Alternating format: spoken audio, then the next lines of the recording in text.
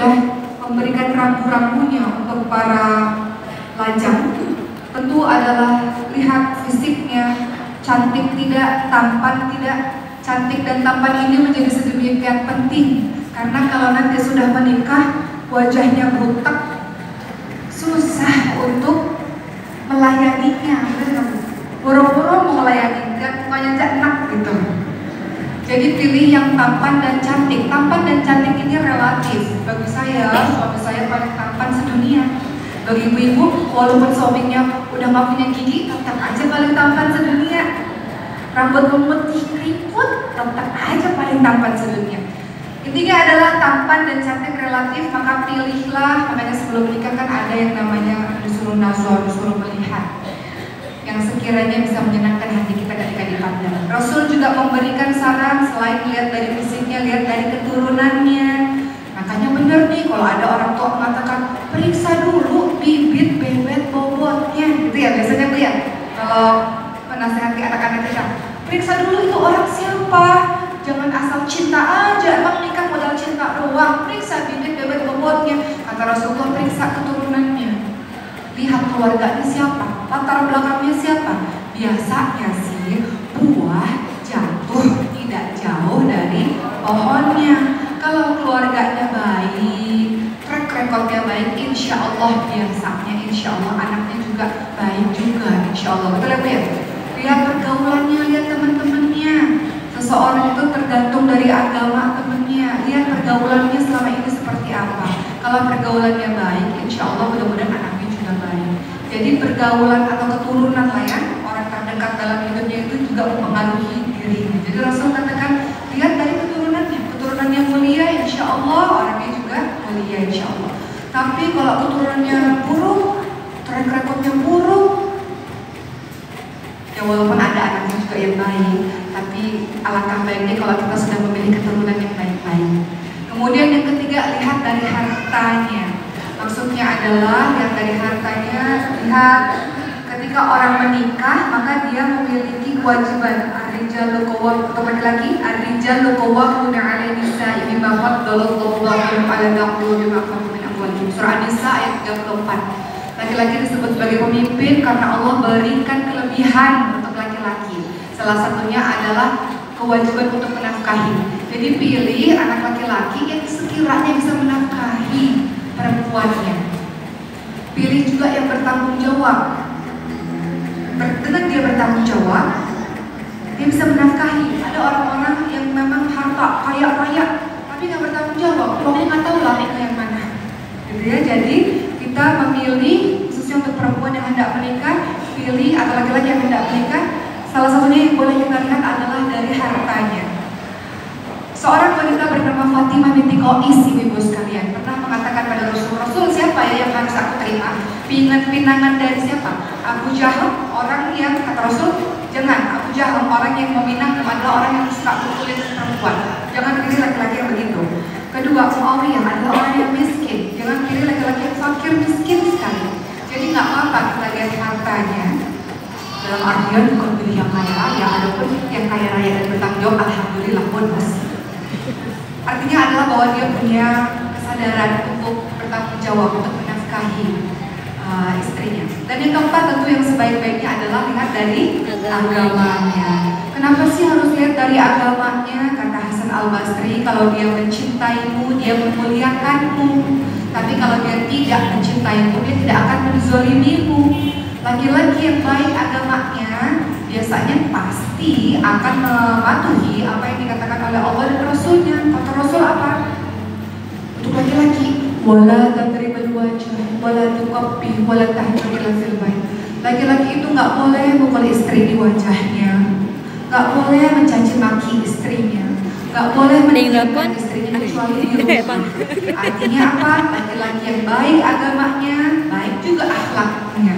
Jadi baik agamanya bukan hanya sekedar hafal 30 juz Al-Quran dan ribuan hadis, tapi perilakunya adalah yang paling utama. Kenapa dikatakan inna sholata tanha 'anil fahsya'i wal munkar? Salat mencegah perbuatan keji dan mungkar. Karena orang kalau salatnya bagus, harusnya akhlaknya juga bagus. Orang salat yang benar, harusnya akhlaknya juga benar. Karena tujuan salat salah satunya adalah mencegah mencegah perbuatan keji dan munkar.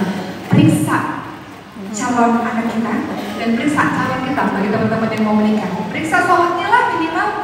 Kalau dia bisa ninggalin Allah nggak sholat, ya pasti juga bisa ninggalin kita. Kalau dia bisa meninggalkan penciptanya dengan tidak sholat, apalagi kita yang cuma hambanya Allah. Jadi periksa sholatnya dengan baik, periksa bagaimana ibadahnya.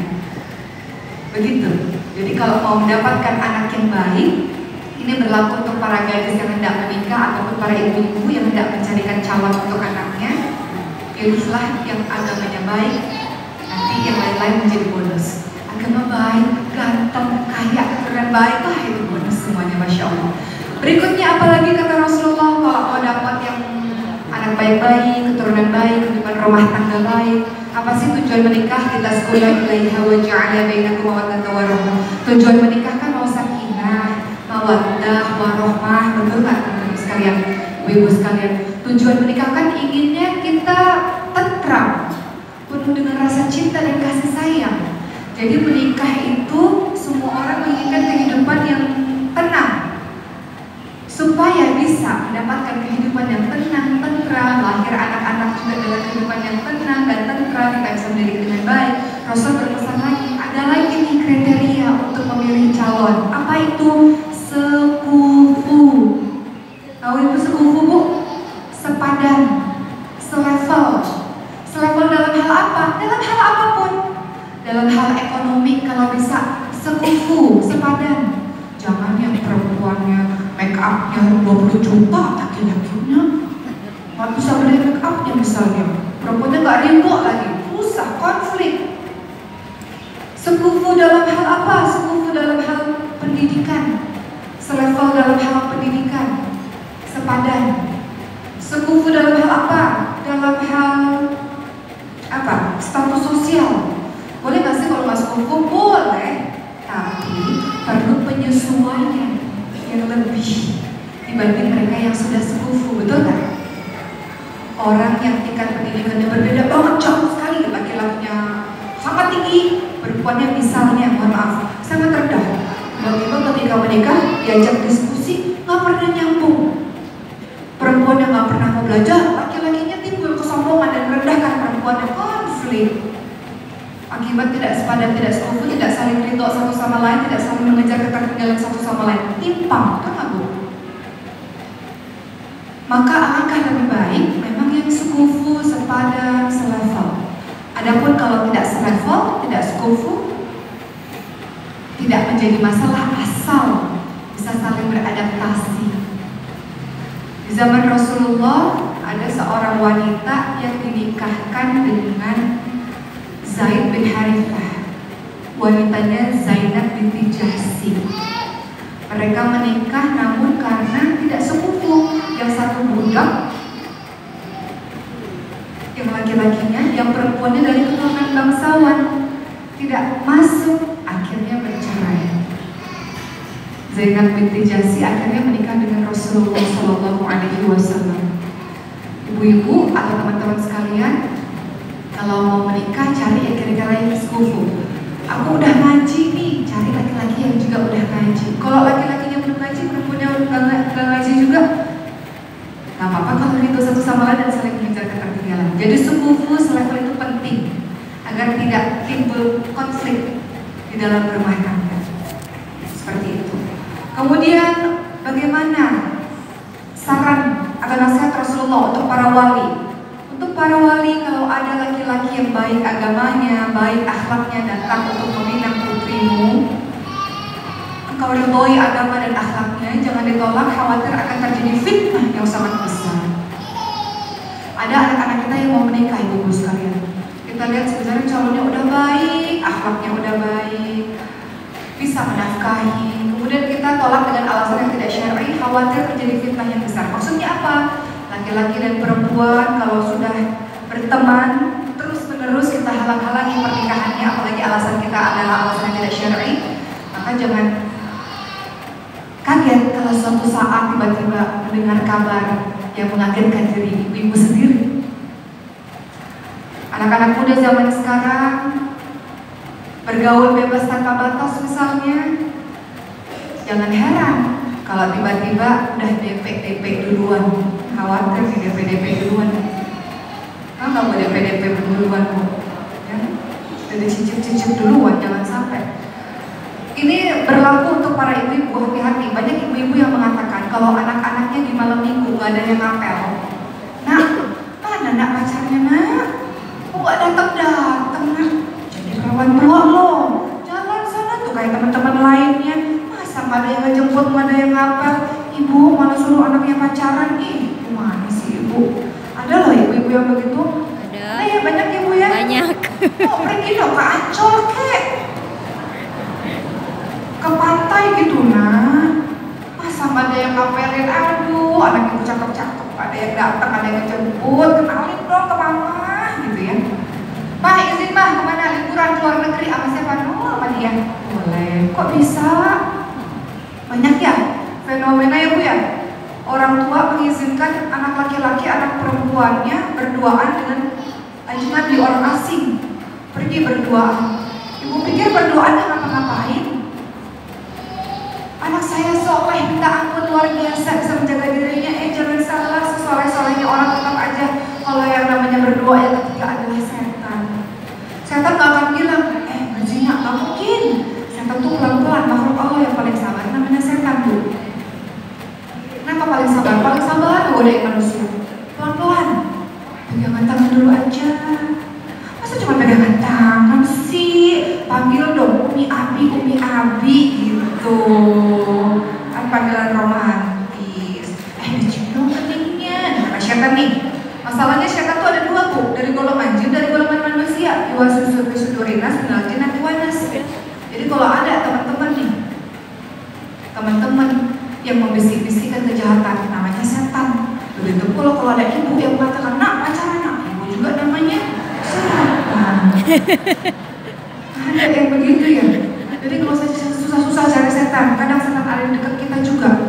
Manusia yang mengajak pada kejahatan, membisik-bisikkan pada kejahatan, menyalahi aturan Allah, namanya syaitan, nama sifat syaitan. Sabar banget, kalau syaitan dari kalangan jin, sabar banget. Sembala atiyanahum baini aydihim wa min khalfihim wa an aymanihim wa an syama'ilihim, dari depan, belakang, kanan, kiri, seluruh penjuru. Syaitan itu menggoda. Gimana caranya nih anak supaya tergelincir? Gimana nih caranya supaya anaknya udah DP duluan? Masalahnya laki-laki udah dapat madunya, habis mandi sepah dibuang. Siapa yang rugi? Cewek. Jadi jaga anak-anak kita ibu sekalian, jaga keturunan kita, karena kita mau mendapatkan generasi-generasi yang hebat. Setelah itu, setelah mendapatkan melihat atau mengikuti saran dari Rasulullah untuk mendapatkan pasangan-pasangan yang baik, kemudian anak tersebut nantinya akan menikah. Perempuan-perempuan yang lajang akan menikah, anak ibu kelak akan menikah. Nah, dalam menikah ini ada yang namanya pesta pernikahan. Jadi orang nikah, ada nikah siri Bu ya, nikah sembunyi-sembunyi. Sah sih di mata agama, tapi namanya nikah sembunyi-sembunyi. Gak tahu nih alasannya kenapa. Sementara kalau nikah itu disebarluaskan supaya gak terjadi fitnah Ibu ya. Kadang kita berduaan, orang berduaan padahal udah jadi suami istri. Jadi apa yang dianjurkan di dalam agama Islam, buatlah pesta pernikahan. Gak punya uang, Rasulullah pada saat itu pernah kok cuma menyembelih kambing aja. Ini diasidik nih tuh. Ambil kambingnya diasidik akikah di sini bisa juga ya. Jadi ibu-ibu sekalian, rayakanlah pesta pernikahan anak-anak kita dan teman-teman semua. Tapi ingat, sejelek-jeleknya, seburuk-buruk makanan di pesta pernikahan, kata Rasulullah, kalau undangnya cuma yang kaya-kaya aja.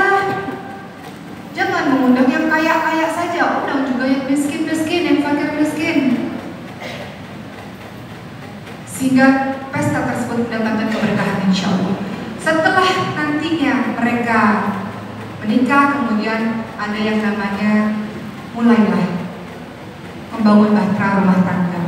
Untuk mendapatkan anak-anak yang baik, anak-anak yang soleh dan solehah, sebelum melakukan ibadah tentu ada doanya. Apa doanya Bu? Bismillah, ya Allahumma jannibna syaitan wa jannibna syaitan ma razaqtana. Harus dihafalkan bagi mereka yang mau menikah dan yang udah berpuluh-puluh tahun menikah juga. Karena banyak juga yang gak hafal doanya, langsung aja gitu ya. Wudhu dulu Bu, wudhu dulu, kemudian kita baca doanya Bismillah. Bismillah ya Allah wajadina syaitan wajadina syaitan marzaqna. Karena ini adalah bagian dari ibadah, kita mulai dengan yang suci, yang bersih, berwudu dulu, doa dulu, kemudian kita melakukan ibadah dengan suami kita, insya Allah anak-anak kita akan senantiasa dijaga oleh Allah dengan doa tersebut. Kemudian waktu terus berjalan, Allah memberikan izin seorang perempuan untuk mengandung. Gak perlu lah dengerin lagu-lagu klasik. Kenapa harus dengerin lagu-lagu klasik? Dengerin aja murotal ayat suci Al-Quran atau bahaya ibunya membaca surah di dalam Al-Quran. Surah apa yang dibaca? Bener gak ya kalau laki-laki mau ganteng baca surah Yusuf, perempuan mau cantik baca surah Maryam? Semua bacaan di dalam Al-Quran baik. Baca Al-Quran itu, hafalkan Al-Quran itu. Saya selalu mengatakan banyak dari kita Bu yang menjadikan Al-Quran itu cuma sebagai panjangan aja di ruang tamu atau dibacakan pada saat acara-acara seremonial saja. Padahal Al-Quran punya hak. Al-Quran punya hak untuk dibaca, ditadaburi, dihafalkan. Ingat bahwa di dalam Al-Quran itu disebutkan apa? Alif lam mim itu alif 1 kebaikan yang menjadi 10 pahala, lam juga 1 kebaikan menjadi 10 pahala, mim juga. Jadi kalau kita baca alif lam mim aja udah dapat 30 pahala, itu baru alif lam mim, belum yang lain-lain. Makanya kalau penghafal Quran, Ahlullah, keluarganya Allah, disebut-sebut sebagai keluarga Allah, pasti dia adalah orang yang membaca Al-Quran. Namanya hafalin Quran, diulang-ulang lagi. Orang yang lancar baca Quran bersama malaikat yang mulia lagi taat, orang yang tidak lancar baca Al-Quran mendapatkan 2 pahala. Dia baca, dia pulang, dia baca, dia pulang. Jadi dapat 2 pahala. Jadi bagi mereka yang hamil, mengandung, jangan melakukan perkara yang tiada manfaatnya. Banyak mengaji, indera pertama kali yang berfungsi di dalam kehamilan, di dalam kandungan kita adalah indera pendengaran. Jadi banyak dari kita yang mengakrabkan diri dengan Quran. Jangan masa hamil banyak dengerin gosip. Apal tuh sinetron, nama-namanya semuanya apal, lagu-lagu semuanya apal. Kan kita ketika cinta bertasbih mah nggak apa-apa Bu. Ketika cinta bertasbih bagus Bu filmnya Bu. Itu berapa tahun yang lalu? 10 tahun yang lalu. Ketika saya masih remaja. Sekarang kan sudah beranak 3. Baik. Jadi begitu. Jadi perbanyak membaca Al-Quran. Kita menginginkan anak-anak kita adalah anak-anak yang akrab dengan Quran. Dimulai sejak ini. Caranya gimana? Mulai susah-susah. Di mobil, pasang murotal ayat suci Al-Quran. Di rumah mau pasang murotal ayat suci Al-Quran. Mau tidur pasang murotal Al-Quran. Pasang sampai pagi nggak jadi masalah. Tapi kita dibiasakan untuk mendengar ayat suci Al-Quran. Misalnya nih, ibu lagi punya tugas menghafalin juz amat, juz 30, malu dong. Anak-anak Pak tadi juz 30 udah hatam. Kita juz 30 masih kebolak-balik, gitu ya. Benar nggak Bu? Bolak-balik ya. Baca surat ini nyambungnya ke surat yang lain, misalnya ya. Caranya gimana? Caranya putar aja murotal Bu. Sama kayak denger lagu, lama-lama denger kita hafal. Namun lagu nggak ada pahalanya. Murotal kita dengar, kita ikuti, kita dapat pahala yang banyak. Nanti di hari akhir di surga nanti kalau masuk surga, nanti kita disuruh baca Bu, bukan disuruh konser. Nyanyikan lagu yang kau hafalkan, enggak. Kita disuruh baca dengan tartil, naik terus ke derajat ketingkatan surga sampai yang paling tinggi. Nanti Allah bilang berhenti, disinilah letak kedudukanmu. Kita disuruh baca sebagaimana kita baca ketika kita berada di dunia. Semakin banyak kita baca Quran, semakin banyak kita menghafalkan Quran, semakin tinggi pula kedudukan kita di hari akhir nanti. Itu Bapak sekalian. Jadi kita biasakan anak-anak kita, kan kita pengen anak-anak kita lebih baik daripada kita. Mungkin kita dulu kenal Qurannya terlambat. Sekarang kita tahu ilmunya. Dari sekarang dong, dari kandungan kita mulai mengajarkan anak-anak kita Al-Quran. Kemudian setelah anak itu lahir, di hari ke-7 akikah, dikasih nama yang baik, rambutnya digundulin. Akikahnya di mana? Ini lagi balik tuh. Asidik akikah. Saya harus baca dulu nih ya. Kenapa harus diasidik akikah? Karena saya diasidik akikah kemarin akikahnya. Iklan bentar. Lanjut tausiah lagi. Tapi iklan ini benar